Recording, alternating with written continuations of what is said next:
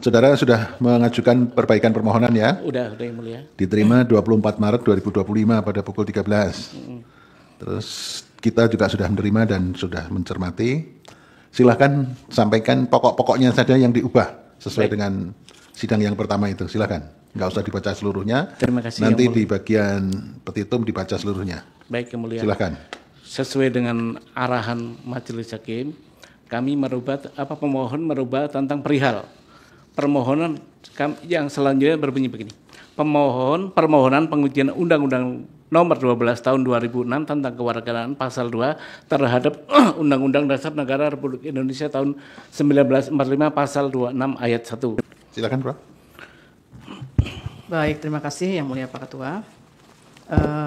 Terima kasih juga ucapannya Pak Suban ya. Sehat Pak Suban? Alhamdulillah, Bu. Oh iya. Tanya kok agak ini pelan-pelan, saya kira ada masalah kesehatan pengacara. Tidak ya, sehat walafiat ya. Mudah-mudahan alhamdulillah. Ya, ini saya cuma mau memastikan saja nih Pak. Yang dimohonkan pengujian itu pasal 2. Undang-Undang 12 2006. Betul ya Pak ya? Betul. Terhadap pasal 26 ayat 1 ya. Undang-Undang Dasar Negara Republik 1945.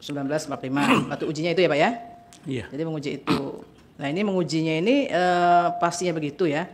Sementara isinya pasal 2 Undang-Undang 12 2006 itu kan sebetulnya pasal 26 ayat 1 Undang-Undang Dasar itu juga, Pak. Ya, Pak ya? Ya. Bapak mengujinya itu ya. Saya hanya memastikan saja, Pak. Maksudnya begitu ya? Betul, Bu. Oh ya, baik. Terima kasih. Baik. Yang Mulia Prof. Anwar, cukup? Ya. Jadi mungkin pembacaan literasinya Pak Sukan kurang banyak itu. Ya. Jadi begini. Kalau golongan Tionghoa, kenapa kemudian memunculkan waktu itu harus ada SBKRI-nya, Surat Bukti Kewarganegaraan Indonesia? Itu karena sebelumnya pada dulu sejarahnya itu muncul dwi kewarganegaraan orang-orang Tionghoa yang di Indonesia. Karena apa? Cina mengakui dia warga negara Cina dan di Indonesia dia diakui menjadi warga negara Indonesia.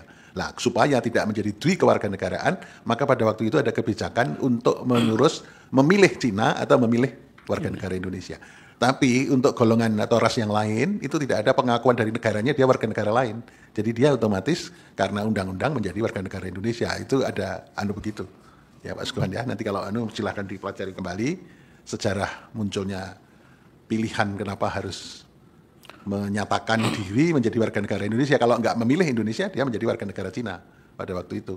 Sehingga orang yang memilih warga negara Indonesia ya, mendapat SBKRI. Tapi untuk ras yang lain, misalnya dari Arab dan sebagainya, oleh negaranya sana asalnya, dia tidak diakui lagi sebagai orang sana. Tapi dia tinggal di Indonesia, lahir dari turunan orang bangsa Arab dengan orang Indonesia, kemudian langsung secara otomatis oleh undang-undang menjadi warga negara Indonesia. Itu ada perbedaan yang utama itu.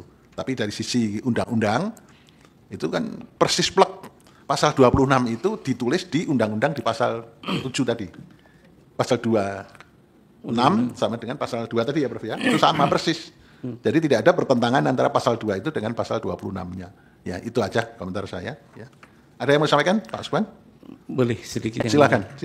Kalau tentang persamaan bunyi, kami sepakat, pemohon sepakat. Tapi karena yang satu undang-undang, maka menjadi norma undang-undang.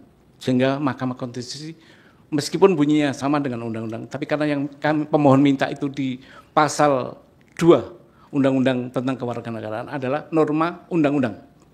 Menjadi berubah normanya menurut pemohon. Itu yang boleh. Jadi dalam pengujian undang-undang itu kan apakah pasal itu bertentangan dengan undang-undang dasar? Nah, kalau tidak bertentangan ya nggak bisa dibatalkan. Itu. Pemohon merubah, yang mulia. Ya kalau yang merubah berarti merubah undang-undang dasar dong kalau gitu. Bukan, merubah undang-undang pasal 2. Ya terserah itu pemohon, tapi nanti mahkamah akan menilainya ya. Betul, yang mulia. Baik, ada lagi yang mau disampaikan? Cukup yang mulia. Wakulu dan dari, wakulu tap tabari, tap tabi tap. Aku lu dandang. Saya bukan pakar undang-undang ya, tapi ada kesalahan-kesalahan orang itu yang tidak perlu pakar untuk mengetahuinya. Tetapi kan sudah bisa kita simak gitu. Ya, yang profesor perempuan itu kan memastikan Bapak ini mau melakukan pengkajian undang-undang atau judicial review ya. Apa yang mau dikaji? Ya, judicial review itu kan undang-undang yang di bawah ini mau diuji sesuai nggak dengan undang-undang yang di atasnya.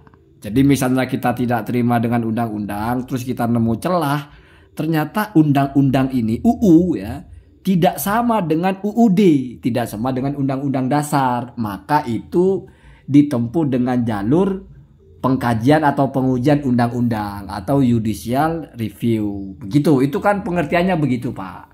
Kalau dalam agama itu kitab ulama diuji, ini sesuai nggak dengan hadis, kira-kira begitu. Atau hadis diuji sesuai nggak dengan Quran, kira-kira begitu gambarannya. Jadi kalau ada ulama nulis kitab ajaran begini begitu, atau ada orang yang ngomong lah tentang hukum, diuji dengan kitab ulama ya. Saya ralat ya kalau nguji kitab ulama ke hadis itu kayaknya enggak kita ya. Ada orang berceramah ngomong, kita uji omongan dia sesuai nggak dengan undang-undang yang di atasnya, yaitu omongan ulama. Mestinya Pak, itu yang ada pertentangan lah ini Undang-Undang Dasar 1945 sampai apa saya itu ya, nomor 26 ayat 1 isinya itu dikopas dijadikan UU tahun 2006 nomor 12 pasal 2. Apanya yang mau diuji Pak? Pertentangannya di mana orang copy paste itu? Ini Bapak ini kadang-kadang makanya kayaknya males hakimnya itu. Saya cuma mau memastikan aja itu kalau dilanjutkan itu Bapak sehat gitu kan. Kok suaranya agak lemes begitu lengkapnya begitu. Itu satu poin ya. Ini kan gegap gempita sekali kemarin ini mau menggugat ngusir-ngusir warga Yaman katanya. Gugatnya begini, saya salut, saya apresiasi semangatnya itu, mencerdaskan itu bagus. Tapi Mbok Yo, hati-hati tanya dulu ChatGPT itu judicial review itu apa sih? Nah setelah paham, lalu jangan lalu pasal yang sama persis mau diuji Pak. Ini kan jadi lucu Pak. Jadi kalau sudah tahu prinsipnya, mungkin dianggap ada indikator pelanggaran, ketidaksesuaian undang-undang di bawah dengan yang di atas, maka diuji. Lah yang copy paste mau diuji, sama dengan Mukidi bilang rukun Islam ada 5. Nah sementara kita nggak pernah lihat di kitab ada pernyataan begitu, ada tulisan begitu. Wah, ini jangan-jangan melanggar, harus di judicial review nih, dicari kitabnya ini. Gimana dalam kitab? Oh bener kan dalam kitab Arkanul Islami Khomsatun, bukan rukun Islam ada 5. Wah itu karena nggak ngerti bahasa. Itu masih lumayan ya. Setidaknya bukan copy paste lah, masih ada perubahan bahasa. Ini lebih parah lagi nih. Makanya dibaca itu Undang-Undang 1945 nomor 26 itu apa isinya. Terus Undang-Undang tahun 2006 nomor 12 itu apa isinya gitu loh. Sehingga jangan sampai dua hal yang sama mau diuji pula sesuai apa tidak. Wah repot ini. Itu sama dengan satu orang. Maman sesuai nggak dengan Maman? Lah Mamannya satu. Masa Maman tidak sesuai dengan Maman? Mamannya cuma satu. Ya jadi lucu-lucuan Pak. Kasihan itu hakim-hakim itu orang-orang pinter itu. Ini kan sidangnya kan sudah tahap keberapa? Kayaknya itu sudah tahap revisi, suruh perbaiki gugatan. Nah itu kan tadi menjelaskan sudah direvisi. Direvisi kok begini? Kalau dosen pembimbing aja pusing ini. Kita suruh ganti malah coba dikecilin nomornya. Yang pertama kita ganti ini angkanya keliru, bukan 2, dirubah sama dia, cuma diperkecil. Awalnya besar, sekarang agak kecil, tapi tetap 2. Bukan bentuknya diperkecil, jumlahnya mungkin jadi 1. Atau ini kok 1300 ini keliru, ini perkecil, diperkecil tulisannya. Mungkin begitu kira-kira. Kemudian yang kedua itu yang kurang literasinya, kurang literasi atau mainnya kurang jauh lah kalau bahasanya orang-orang warung kopi itu. Ya mending dipelajari juga. Kenapa bisa berbeda gitu ya? Warga Arab itu, warga Yaman atau warga mana, kenapa bisa berbeda dengan warga Cina? Jangan mentang-mentang dulu warga Cina itu harus membuat pernyataan memilih untuk jadi warga negara Indonesia. Arab ini kok nggak ada pernyataan memilihnya? Wah ini berarti nggak cocok ini. Jangan dulu begitu.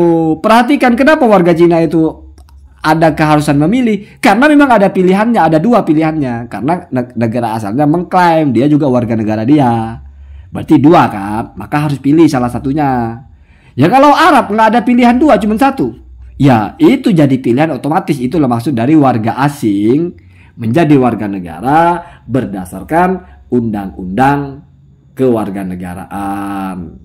Atau dia warga asing berdasarkan undang-undang menjadi warga negara. Yaitu warga asing apapun, cuma kok berbeda Cina dengan Arab? Ya karena beda keadaannya. Gitu Pak. Ya. Jadi kalau Maman kok harus menyatakan begini, kalau Mukidi kok tidak? Iya karena Maman keadaannya ada pilihannya, jadi harus milih salah satunya. Misalnya Maman dan Mukidi, kalian besok pakai baju putih gitu. Maman punya baju putihnya 2, lengan panjang, lengan pendek. Mukidi cuma punya 1. Ya Maman nggak mungkin dipakai dua-duanya Pak, jadi orang gila. Makanya pilih salah satunya, mau yang lengan panjang apa lengan pendek. Mukidi cuma 1 bajunya, masa juga harus milih, mentang-mentang Maman harus milih. Lah, kok jadi begitu? Jadi apa-apa itu. Saya hakul yakin. Ini bukan kebodohan, ini kecerobohan karena terlalu bernafsu mungkin. Ya, terlalu gegabah. Padahal kan banyak orangnya. Mbok yo saling usul biar nggak malu-maluin gitu loh. Bersidang di depan hakim MK begitu, kayak disusun skripsi nggak lulus jadinya kan. Ya diperbaiki ya, digugat terus ya. Allahumma hadina ada